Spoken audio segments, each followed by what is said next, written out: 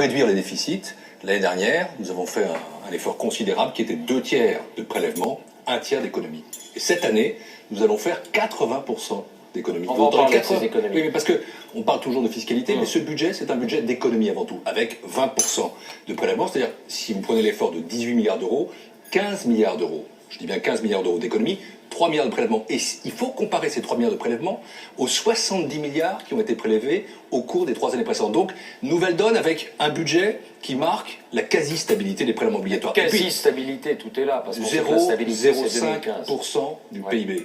Alors qu'on a augmenté de plus d'1% par an pendant les 3 années précédentes. On peut parler donc, très il y a une vraie concrètement décélération. Alors, après, la deuxième chose, c'est que ce que traduisent ces situations-là, qui sont des situations qui ne doivent plus se reproduire, c'est le fait que le gouvernement précédent avait gelé le barème de l'impôt sur le revenu. Et vous l'avez gelé aussi l'année suivante. Et que nous n'avons pas pu, parce que les marges de manœuvre étaient faibles, nous n'avons pas pu le dégeler. Cette année, il sera réindexé sur l'inflation, ce qui permettra d'éviter que des gens qui ne voient pas leurs revenus augmenter entrent dans le barème de l'impôt sur le revenu. Et j'ajoute une chose. Vous avez chiffré le nombre de nouveaux ménages qui entrent dans l'impôt sur le revenu? Les chiffres sont en train d'être évalués, je ne peux pas les donner pour l'an dernier. Mais ce que je veux dire, c'est que de surcroît, nous augmentons ce qu'on appelle la décote, c'est-à-dire une cotisation qui fait qu'on entre ou on n'entre pas dans le barème de l'impôt sur le revenu, et que ça permettra à 6,9 millions de personnes de bénéficier d'un avantage en termes de pouvoir d'achat, parce que le pouvoir d'achat, c'est notre préoccupation. 7 millions de personnes concernées. 7 millions de personnes concernées, et enfin, j'ajoute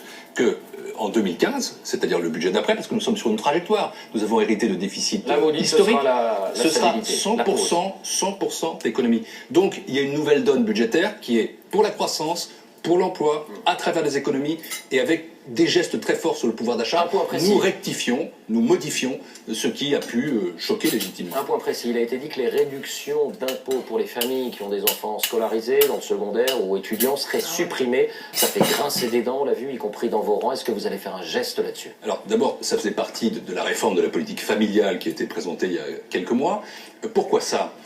Parce que ça concerne d'abord des ménages qui sont imposables, c'est progressif, donc ça concerne surtout les ménages aisés, et puis il y avait la volonté, qui est la nôtre, de permettre de faire un geste important sur les bourses, à condition de ressources pour les ménages, les foyers les plus modestes. 92 000 bourses étaient concernées. Ça ne change pas alors? Ça, c'est dans le projet de loi de finances. Cela dit, vous savez, nous entrons dans une discussion parlementaire, et évidemment le gouvernement sera attentif à ce que les parlementaires expriment, et notamment à la question du pouvoir d'achat. Donc, il n'est pas exclu que les parlementaires reviennent sur cette disposition et que vous donniez votre feu vert. Ils ont un droit d'amendement. Je ne parle pas seulement de celle-ci, parce qu'il peut y avoir d'autres sujets. Je pense par exemple à ce qu'on appelle le revenu fiscal de référence, ce qui est le point à partir duquel se déclenche un certain nombre d'allocations, d'aides. Nous verrons. Mais avec Bernard Cazeneuve, nous allons entrer dans ce débat avec un état d'esprit qui est à l'écoute, en dialogue des parlementaires. Alors il y a les recettes et puis il y a les dépenses. Vous dites, on va faire 15 milliards d'économies en tout, 9 milliards sur le budget de l'État. En fait, on s'est plongé dans votre propre document, celui-là. Et surprise, ce ne sont pas des vraies baisses de dépenses, mais l'arrêt d'une hausse quasi automatique, c'est vrai, en raison de la hausse mécanique des prestations et des salaires. En fait, regardez les chiffres.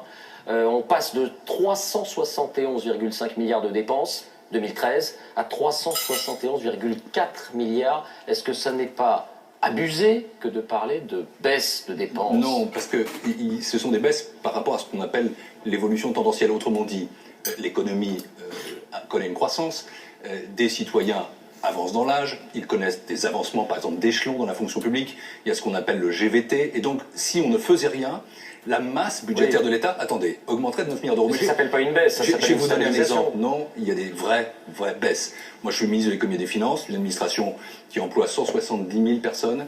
Nous supprimons chaque année 2350 emplois, et nous le faisons dans le dialogue social et dans la modernisation. Parce qu'on en crée dans l'éducation. Non, j'ajoute que là encore, nous faisons un effort d'économie, je dis bien d'économie, de 120 millions d'euros sur les dépenses dites de fonctionnement et d'investissement, et de 200 millions d'euros sur ce qu'on appelle les dépenses d'intervention, autrement dit, des subventions diverses. Encore une fois, croissance, emploi, compétitivité, justice sociale et pouvoir d'achat des ménages, je pense que ça fait un budget qui est un budget équilibré et qui permet surtout à la France de retrouver la croissance. Parce que voyez-vous, il y a deux choses qui nous importent. Croissance. Oui, est-ce que vous êtes toujours aussi optimiste? Est-ce qu'il y a des indicateurs, des chiffres qui vous permettent de l'être? D'abord, nous avons présenté une prévision de croissance qui est prudente en 2013, 0,1%. 0,1%, alors qu'on nous disait avant l'été que ce serait la récession, donc nous sommes repassés dans le vert. Je présente 0,9% pour 2014, mais vous savez, il y a plutôt des bonnes nouvelles. Je vais vous en donner une qui sortira demain de la part de l'INSEE.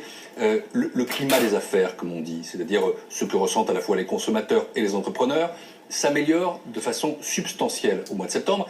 Et il y a un indicateur, pardonnez-moi, je vais être technique, qui s'appelle l'indicateur de retournement, qui dit quand nous avons justement un retournement de tendance qui s'est inversé pour la première fois depuis le début 2011. Et donc, moi, je ne veux pas jouer monsieur tout va bien, je connais les difficultés, nous sommes confrontés à une tâche de redressement, car nous avons trouvé le pays dans une situation difficile, et c'est ce que nous faisons et sur le plan des finances publiques et sur le plan de la production, mais que les Français sachent que la politique qui est menée, elle porte ses fruits, que les efforts qu'ils font portent leurs fruits avec ce double objectif qui est celui du président de la République, François Hollande, du Premier ministre, Jean-Marc Ayrault, une croissance plus forte, une croissance durable, et j'ajoute l'inversion de la courbe du chômage qui s'est déjà produite pour les jeunes.